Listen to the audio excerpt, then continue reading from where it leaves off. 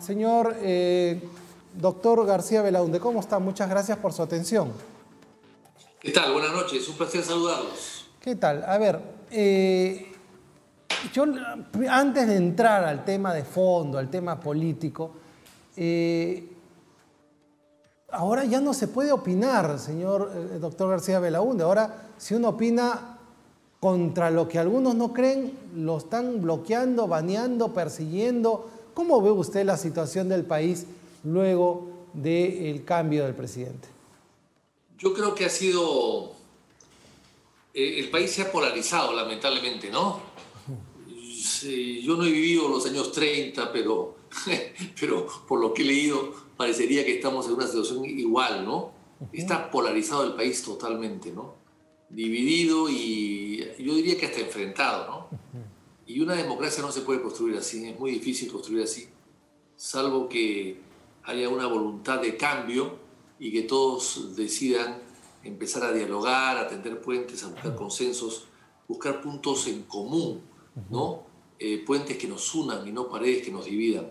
Yo creo que si no llegamos a eso, corremos el riesgo a que esta polarización lleve a que un sector quiera destruir al otro, que ya de alguna manera lo está haciendo, pero puedan prevalecer. Entonces, cuando hay un enfrentamiento entre dos sectores de la sociedad, uno al final va a tener que ganar. Y ese que gana va a aplastar al otro, va a querer desaparecer al otro. Bueno, y eso es el inicio prácticamente de una dictadura, de regímenes autoritarios, ¿no? Y ha pasado en el Perú en los años 30, pasó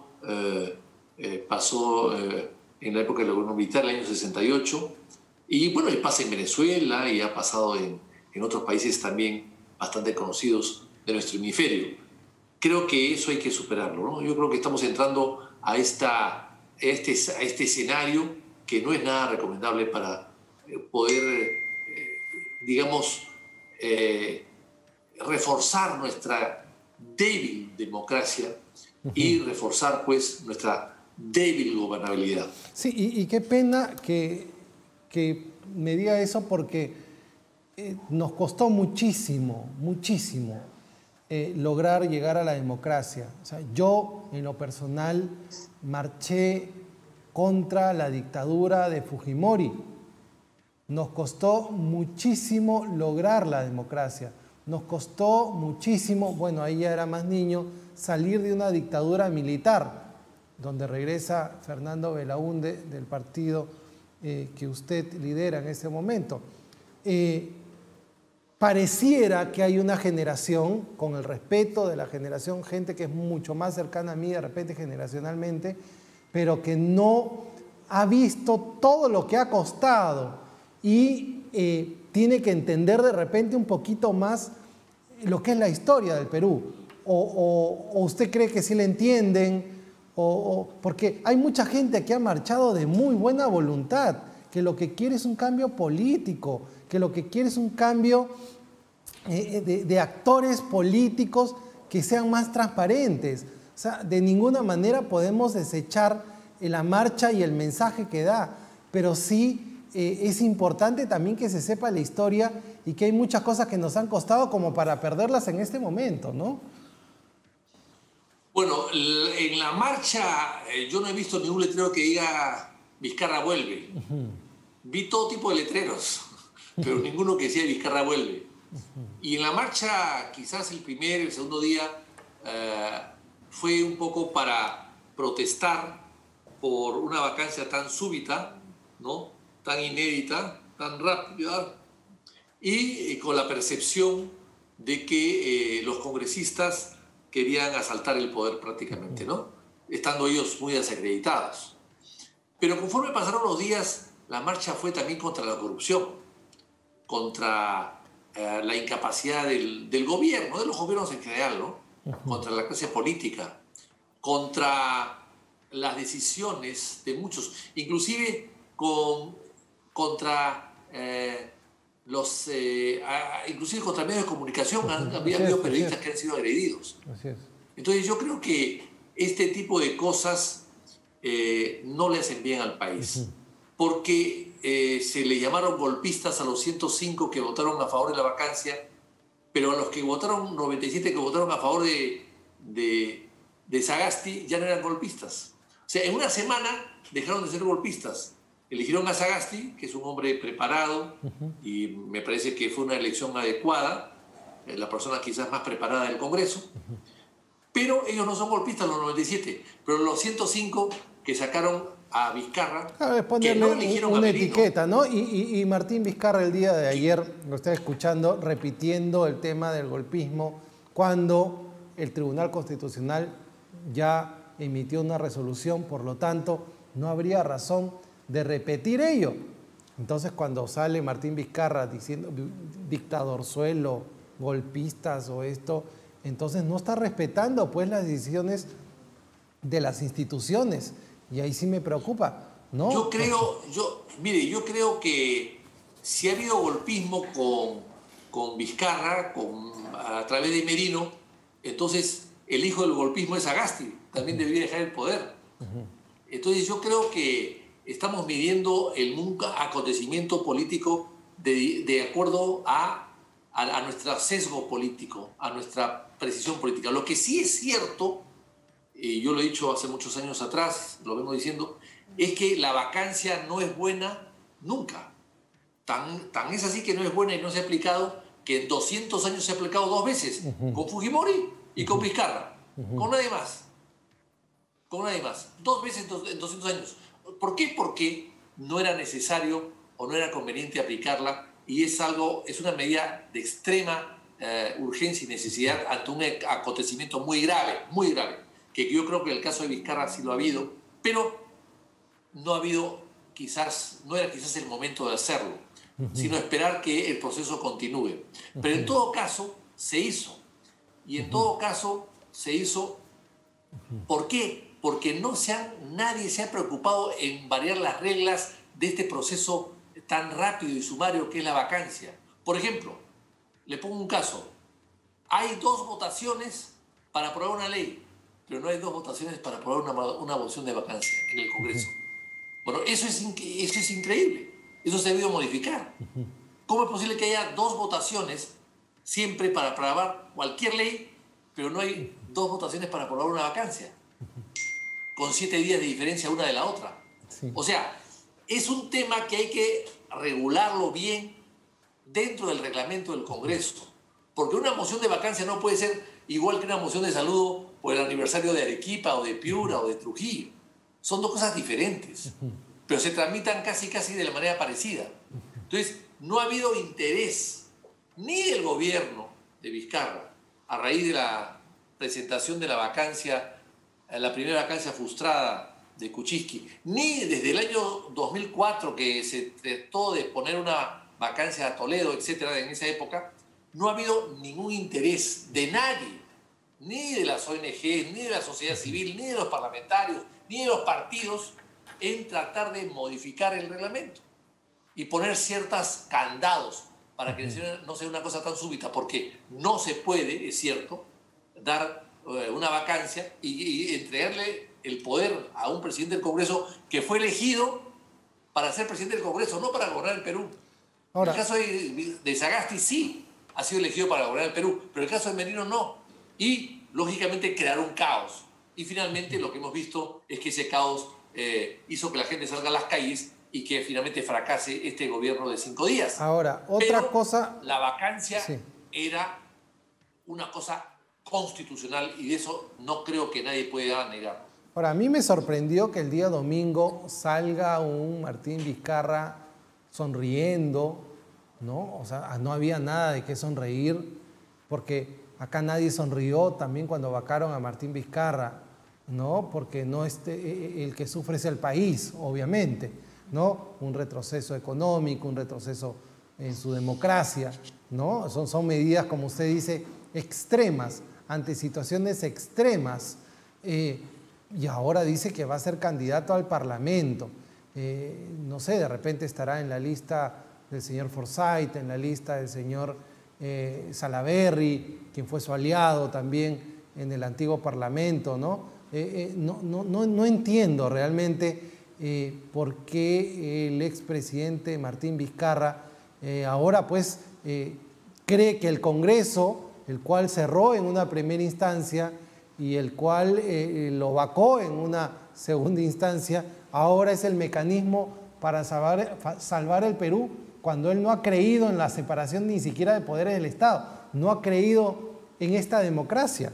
No entiendo cuál es el juego de Martín Vizcarra, de repente usted lo puede tener más claro.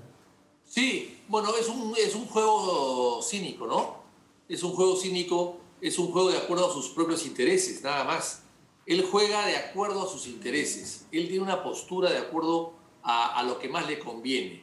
Él sabe que salió del poder y al día siguiente tuvo que presentarse ante los fiscales. Ya se ha presentado 2 veces ante los fiscales. Antes no lo hacía, no le gustaba, no lo quería, no lo hizo, lo rechazó. Y ahora resulta que tiene que presentarse y va a tener que volver a presentarse.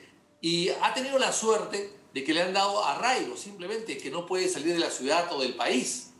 Pero a Kuczynski por menos le han dado arresto domiciliario, por mucho menos. Y si le hubiesen dado arresto domiciliario no podría ir ni siquiera a un canal de televisión a declarar. Él está buscando impunidad. O sea, toda su gestión, desde que el hombre sube al poder, es buscar la impunidad. Y la consiguió, porque han habido como 10 o 15 procesos en Moquegua que logró que se archiven cuando él era gobierno. Ahora que no es gobierno, evidentemente ya no va a poder usar ese poder para acallar otros procesos que están en curso. Pero todo ha sido en función de eso. Y creo que yo, como se dijo en el debate, lo dijo un congresista de APP en el debate Meléndez, de que ellos que habían estado de acuerdo con el cierre del Congreso, ahora entendían que se había cerrado el Congreso porque Vizcarra estaba siendo investigado y que Vizcarra quería tapar ya los juicios que se venían, entre ellos la colaboración eficaz. Ya se había dado cuando él cierra el Congreso y él la sabía. Él la sabía, los valores eficaces que lo echaban a él como coimero. O sea, él ya lo sabía. Entonces, buscó una excusa para cerrar el Congreso. O sea, él trabaja en función de su propio interés y en protegerse de cualquier tipo de acusación va a hacer lo imposible para no ir a la cárcel. Va a luchar hasta el final y, como él bien dice, no se va a suicidar, pero va a luchar y va a mover todo lo que puede para no ir a la cárcel. Y si eso significa postular a un Congreso que él ha despreciado, que él ha insultado, que él ha ofendido, que él ha quitado todo tipo de dignidad y que además lo ha ridiculizado, no le importa. No le importa vestirse la camiseta del Congreso, que él ha denigrado tanto con tal de tener impunidad, impunidad y no ir pues a un juicio y ser arrestado. Ahora, acá vamos a ver una declaración del expresidente Merino donde exhortaba al Partido Morado a retirar su plancha presidencial. ¿Usted cree que debe retirarse la plancha o cree que no son casos muy diferentes? Pero, por ejemplo, retirar también la candidatura de Keiko Fujimori. ¿Qué rol debe tener el Jurado Nacional de Elecciones con respecto a este tipo de cosas? Mire, yo creo que no hay ninguna excusa para que se retire una candidatura presidencial. Legalmente no creo que haya ningún impedimento. Sin embargo, yo recurro a lo que hizo Paniagua hace 20 años atrás, cuando él le pidió a su partido, a pesar de que su partido no participaba en ese gobierno, le pidió a su partido que no presente plancha presidencial para que no crea la gente o sienta o perciba que hay un favoritismo del gobierno hacia su candidato, hacia la candidatura de su partido. Y el candidato nuestro en esa época iba a ser Hernando de Soto, el 2001.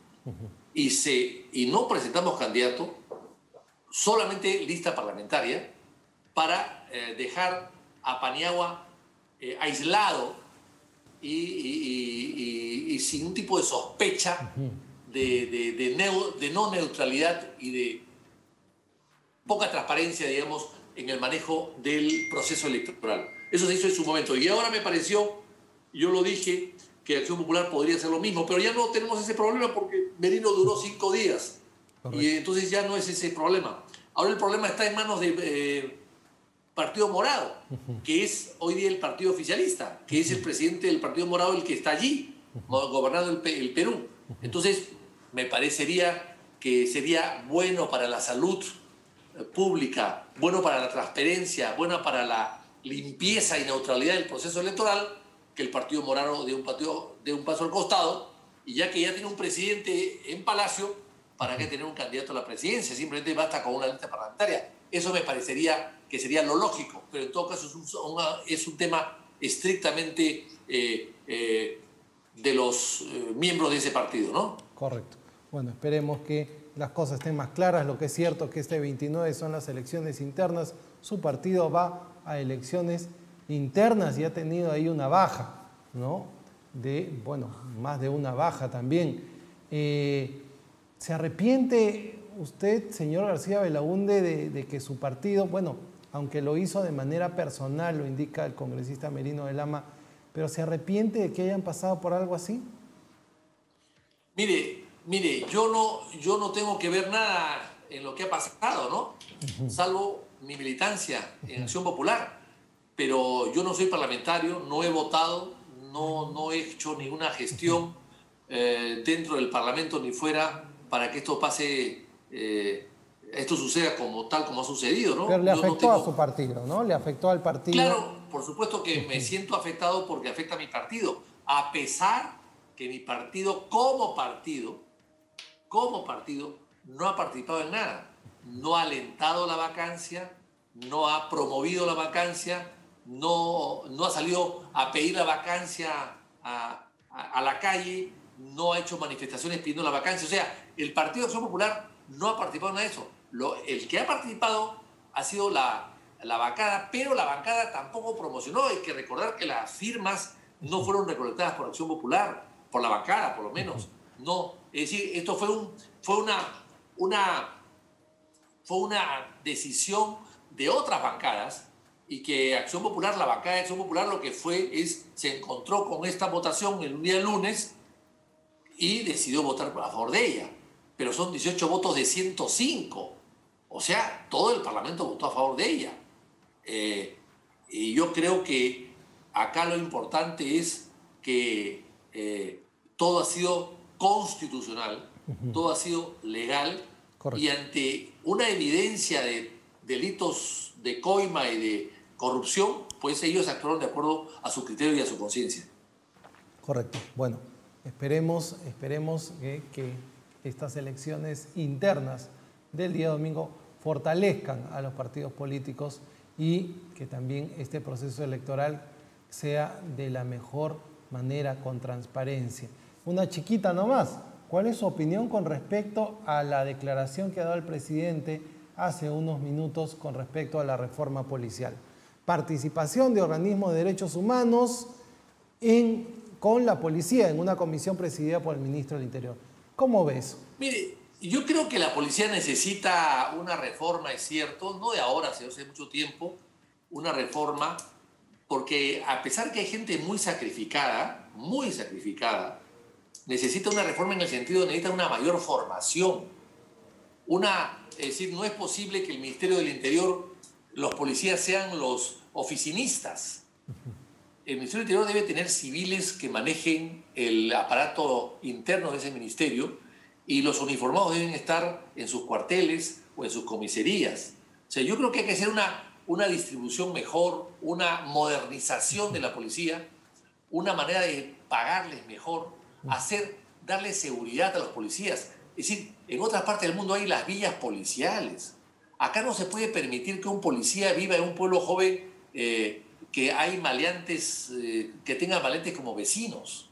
O sea, hay que elevarle el nivel de vida del policía, con villas policiales, con escuelas de policías para los hijos de policías, con accesos a universidades, con becas. O sea, hay que hacer una labor de asistencia humana, social, a la policía y a sus familias. Y eso va a mejorar mucho el rendimiento de la policía. Y, por supuesto, hacer también más expeditivo los procesos internos de separación de malos policías, que los hay, por supuesto que sí. Y eso tiene que ser de una manera rápida y expeditiva. Porque, claro, cuando encuentran a un policía que es malo, que es coimero o que es corrupto, lo que hacen es trasladarlo de una oficina a la otra y nunca le dan de baja. Y más bien, si le dan de baja, hay un juez que siempre lo repone. Todo eso hay que revisarlo perfectamente bien.